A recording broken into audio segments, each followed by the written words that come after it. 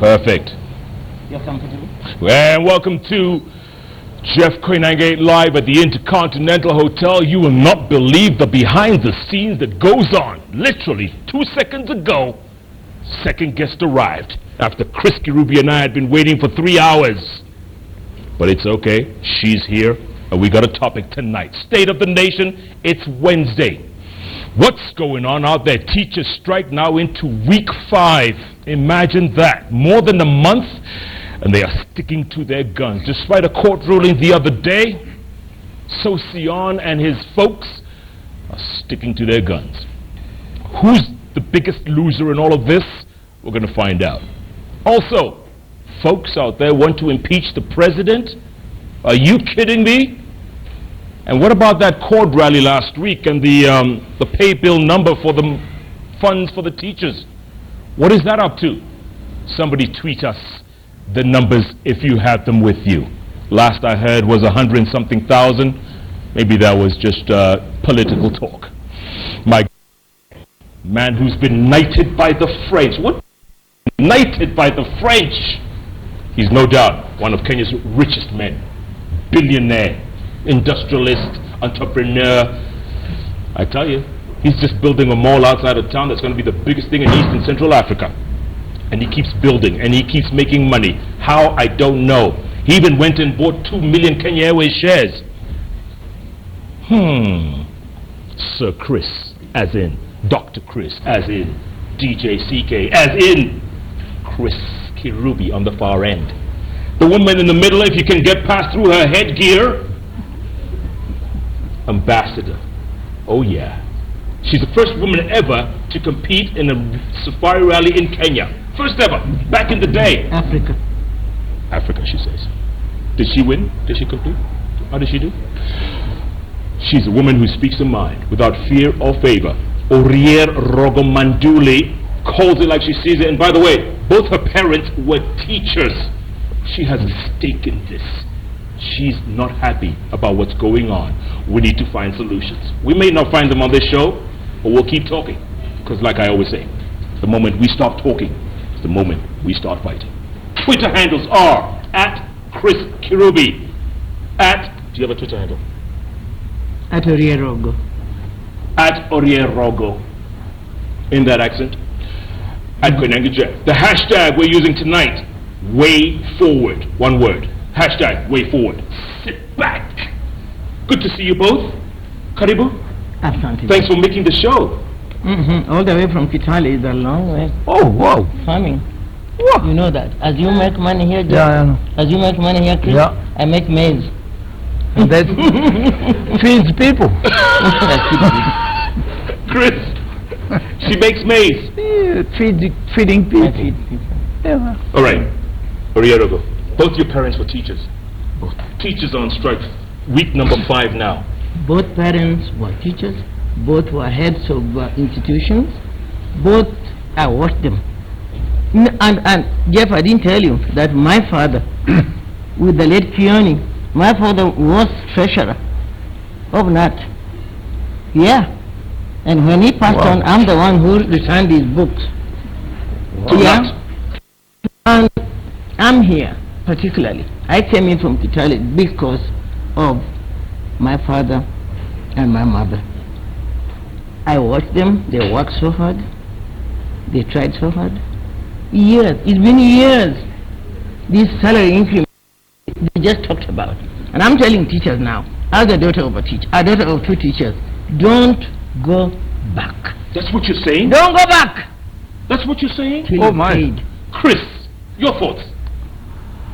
Well, I'm here on behalf of the kids who are innocent, who are looking at all this drama, who are wondering what's going on.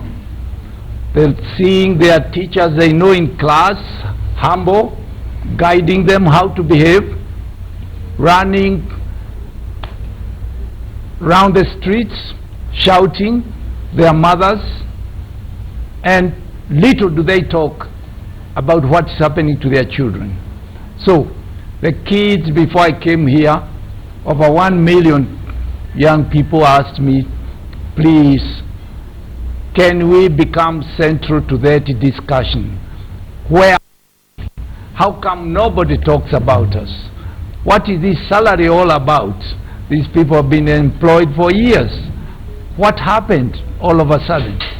So the kids are going to do exams, and they have chosen the most punishing time for the children. So who will compensate their life? That is the problem. Yeah. It's not a normal trade union workers. These are not workers on the roads. These are not workers anywhere. They look after lives. They build the future of this country. Yes. Chris, you said it. These are not just ordinary workers. These are special workers. Each one of these leaders have passed through their hands. Even those who are cleaning our loos pass through their hands. These are very important people. And when we are talking about them, when we are sorting out on things on their behalf, we must treat them as special. I don't know how you give MCAs and all these fine MPs all that money. But when the teachers ask, since I was a kid, I remember whenever they wanted a salary raise, I told you my father was treasurer of NAT. Whenever they wanted a raise, it wasn't there. How many years? How many years? My father went, passed, my mother went, I'm here, I'm going to pass, my children are here. One of these days I'm going to get grandchildren, they'll also be there while we sing the song of give the teachers money. If we want to find money, I'm a mother, and a wonderful mother too. I love children, and these teachers, I want you to remember, some of these teachers, most of them have children too. Most of them also have children who are going to school and who are going to do exams. But can you imagine, Orie, can you imagine if your parents had gone on strike while you were in school, what would you have done? Would you have turned out to be this? Yeah. You wouldn't even be speaking English. Thank you. Right. But then again, I want you to know that these teachers have been patient for decades. It's been going on for long, Chris. And in fact, I'm so happy because Chris is here. I was hoping that Chris will give us a solution. He's a very hardworking. I'm so fortunate to sit next to him. Because with me next to him, I could be the next female Dangote of Kenya. Yes, we have a Dangote here. I think Chris would have an idea. You've just bought so many shares at Kenya Airways. Thank you very much. I love Kenya Airways. Maybe you could also put a bit of money towards paying.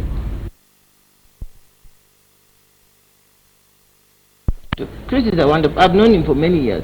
A wonderful guy. Thank you. Very Thank genuine. you, my dear. He's worked hard for his money. He didn't get it easily. He worked for it. No. And I know he'd love to put some of it toward the teachers. Like, I mean, I'm going to tell you where another lot of money should come from. But carry on, Chris. I like to say one thing. Teaching is more of a calling than a job. And two, the teachers have been harmonized with all the other civil servants. They are now public servants. And I think this is where maybe we went wrong. And this is where the debate is not going to. That the teachers are not an isolated group of people. They are part of the civil service. They are part of the police. They are part of the nurses.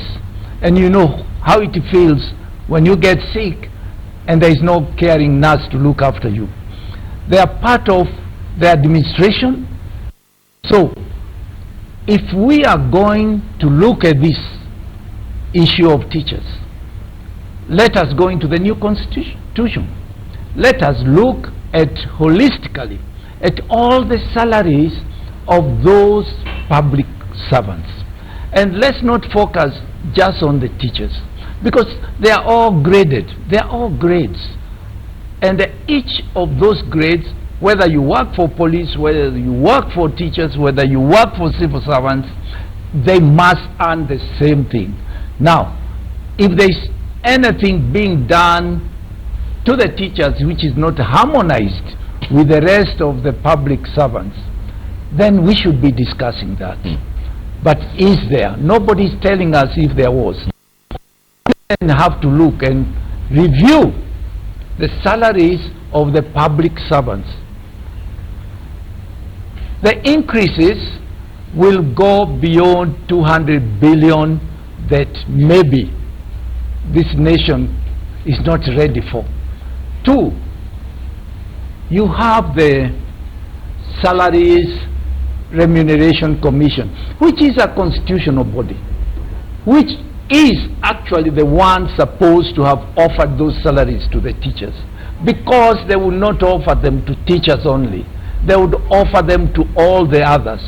And by the way, I have had all the others who don't have shouting union leaders, they're just waiting for these ones to win. Then they'll say, can you harmonize? Can you create equitable balance, because each of these grades go for the same level of payment. Yeah. So we really need to have our heads cool. We need not to have our teachers in the street. We need to sit down. We need to talk to each other the way we are talking together. We may be holding a different view, but we are sitting together here. We are not shouting at each other. No, we're not. We are looking for solutions. And yet, Sir Chris, may I call Yes, you that? I am. Even the French, Yeah, Sir yeah. Chris. Yes. There was a court order. There is a court order. No, there is a court order, a standing court order. What are we saying? A court orders are only obeyed in this country sometimes when it suits people. And I want to add, and I have no reason why I shouldn't add, that our president ascended to power through a court order. How is it that when this court order is not for teachers, then we have to go back, then we have to sit down, then we have to...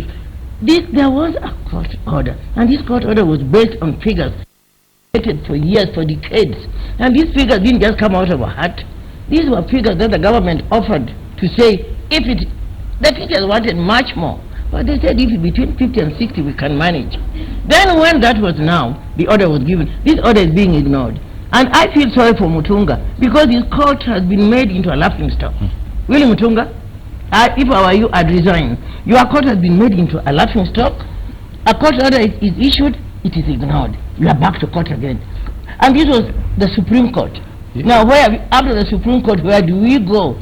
I say pay the teachers and let's sort out the others later. Orie, the latest ruling is that teachers go back to school, and that ruling was after that court order. Correct. It was disobeyed. Correct. And if you ask me, somebody's playing around with Mutunga's court. Really, Mutunga's court is being played around with. That is why even they shouldn't have gone to court. They should have paid that, and it's a court order. Pay, and then if you have other things to, by all means go back. But you can't overlook that court. I know, Chris, you are a stickler for order. Yes. How you have a court order and it is ignored, Chris, and people are going back to court. Well, something is very wrong. No, something is wrong. I'm saying I'm the daughter of teachers. I know what they've gone through. I know the poverty we went through because teachers were being given peanuts. But now, decades later, with the court order to boot, you are telling me we are going back to Serem, we are going back, I don't know, to the budget. And when they were making this year's budget, didn't they know that this teachers thing is not something new? It's been there. Why didn't they budget for it? Chris, can we afford to pay teachers? You know, it's not a question of paying teachers. It's a question of paying public servants. The teachers are agitating, but the people behind, standing, watching and waiting, is the whole cadre of public service.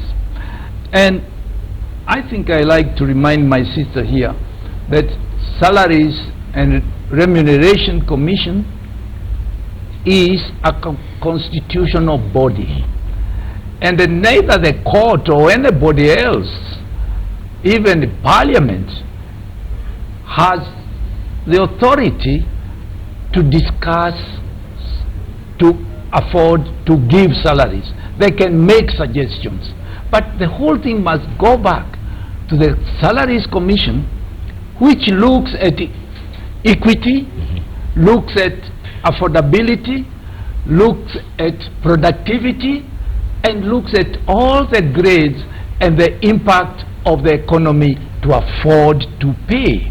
And I think this is where we started all wrong. This was not brought up, and actually teachers and the whole of public service should be bargaining, negotiating together, because one group affects the other group. and no group can be awarded more and leave the other one behind. Because this equity was brought in the new constitution. Okay.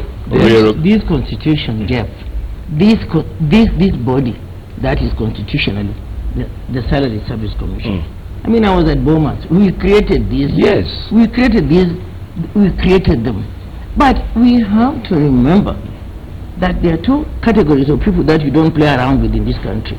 They're the teachers and the health workers. You don't. You can play with everybody else. You can play. Please play with those parliamentarians for me. Play with those MCs. Just play. But you don't play with teachers and medical people. MPs are busy giving themselves pay rises. You know that. Yes. Okay, hold that thought. Because I want to they come are busy giving themselves pay rises, hold and nobody's saying it. Okay. Where is the Salaries Commission at that let's take a break, come back, and let's talk about now they want to impeach the president for disobeying the court order. Is that what they're saying? That's what I've read. Who are those? The opposition. Their role is to shout, not to make things happen. Really, I would say, you see, today you're in opposition, tomorrow you're in government. Yes. Today you're in government, tomorrow you're in opposition, isn't it? Yeah. So I don't think, Chris, don't dismiss them. I mean, they have a role to play. Okay. Without them, I don't know where we'd be today. On that thought, we're going to take a break. Keep tweeting at Chris Kirubi, at Orie Rogo, at Koinange Jeff, the hashtag Way Forward. We're talking about the way forward out of the mess we are in with the teacher strike now in its 5th week. JKL takes a break. We'll be back in a moment.